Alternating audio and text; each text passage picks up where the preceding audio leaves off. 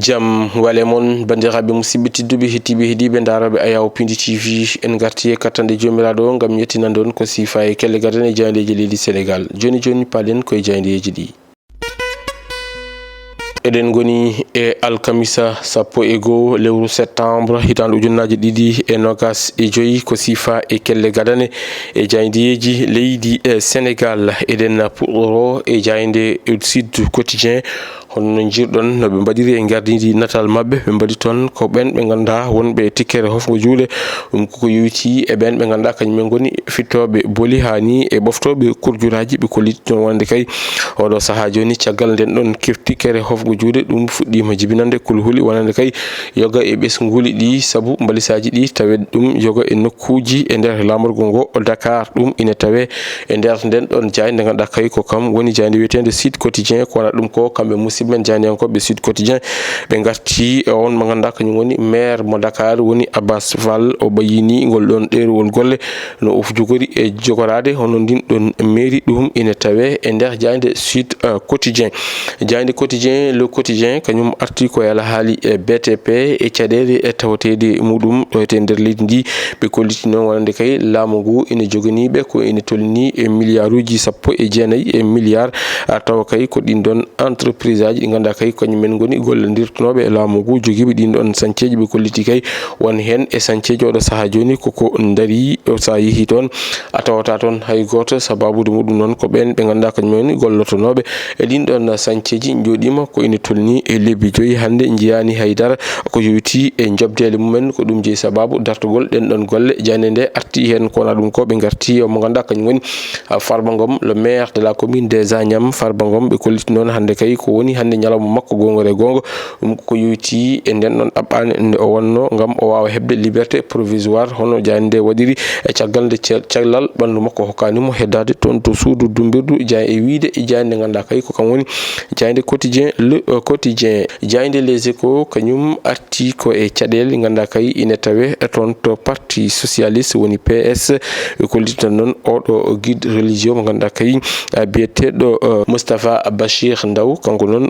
ko wonno Husehil omo ganduɗa kañum woni yarham muɗum omo ganduɗa kañum Ousmane Tanor Dieng kanko noon o suuti konnguli o hollitino wonde kay omo ganduɗa kañum woni Aminata Mbengue Ndiaye wondude omo ganduɗa kañum woni Serigne Mbaye Thiam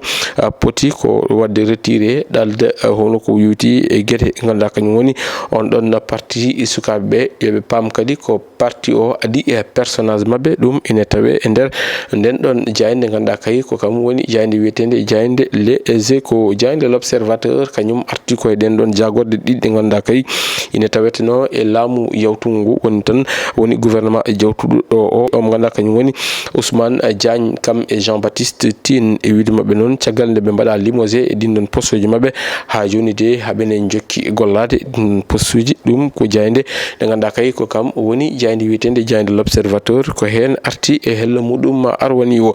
Jayde La Tribune kañum arti ko e ɗam ɗon gonɗon goƴa ganduɗa kay e nguɗo ndungu ɗin ɗon ɓesguli wonɓe toon to Touba e toon to Matam ha toon to Bakel enene goni e wuurde ɗum caggal len ɗon diƴƴe hono no jayde nde waɗiri e gardidi natal muɗum kona ɗum ko kamɓe musidɓe jaydiyankoɓe ɓe garti e o mo ganduɗa ko kam woni Cheikh Oumar Bachir kanko noon o wolliti kay wonande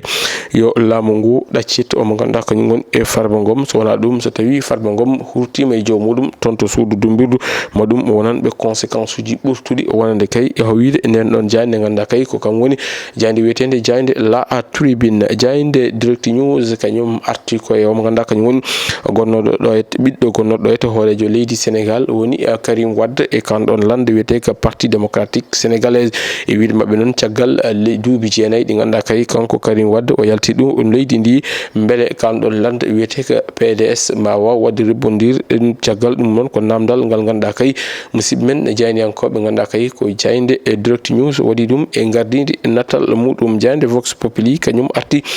ko yowiti e alhaali paquetage toon to cuuɗi dumbirdu e wiide mabɓe noon omo ganduɗa kañum woni Alioune Tine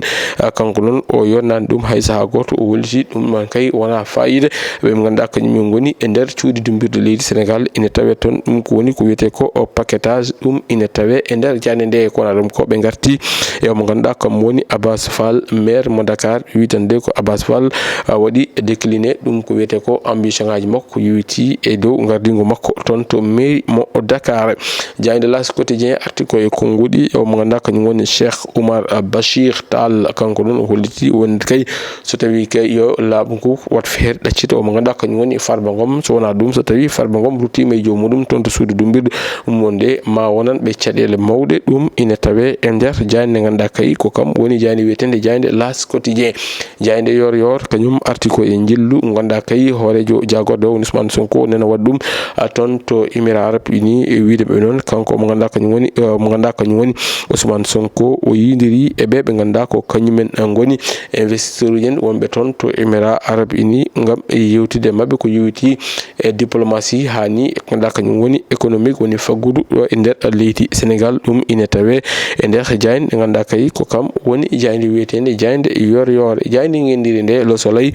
kañum arti ko e gunɗon batu jagorɗo ganduɗa kay o waɗino hanki toon to galle e lamorgo to ɓe garti noon kadi omo ganduɗa kañum woni hoorejo leydi ndi woni Bassirou Diomaye Faye mo ganduɗa kay waɗi fixé des orientations ko yowiti e on ɗon fannu ɗum ina tawe e jayde e gendiri nde woni jayde Le Soleil. Jayde coftal ɓalli nde woni jayde Tribune Sport kamɓe noon ɓe garti ko yowiti e qualification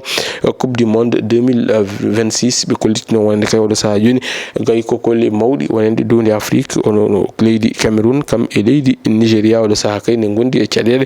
ko yowiti to banggue qualification mumen ɗum ina tawe e jayde record kañum arti ko e mbarod teddugal leydi Sénégal caggal ne mbaɗi ngal ɗon teddugal toon to Kinshasa ɓe pooli on ɗon keppo gendijo mo leydi Congo ɓe kollitino wonde kay Sénégal waɗi tabal mangal ko yowiti on ɗon qualification woni ko yowiti e prochaine coupe du monde jogorɗo wadde e hitande ujunnaje 2026 bandiraɓe musidɓe tedduɓe hettiɓe heeɗiɓe daraɓe Ayaw Pinji TV ko ɗum ɗo woni komin keɓno robinodade ko sifa e kelle gadane jaydeji leydi Sénégal